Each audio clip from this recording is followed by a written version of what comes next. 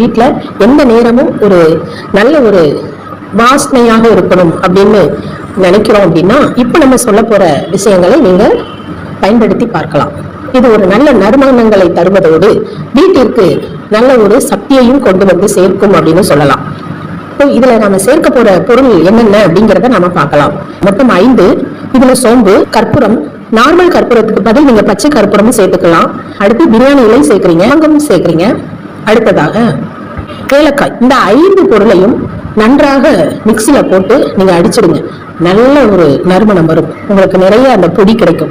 இந்த பொடியை உங்க பூஜை அறையில நல்லா தூவி விட்டுருங்க. எங்கெல்லாம் நீங்க அந்த சுவாமியோட திருவுருவ படம் வச்சிருக்கீங்க இல்லையா, இப்படியாக 5 பொருளை சேர்த்து நாம் அதை அரைத்து அதை பொடியாக்கி உங்களது பூஜை அறை, நீங்கள் இருக்கும் இடம், துவாரங்கள் இருக்கின்ற அந்த ஒரு துணி எதுவாக இருந்தாலும் சரி, அதுல நீங்க கட்டி தொங்க விட்டுட்டீங்கன்னா கூட உங்கள் இல்லம் முழுவதும் அந்த நறுமணம் இருக்கும்.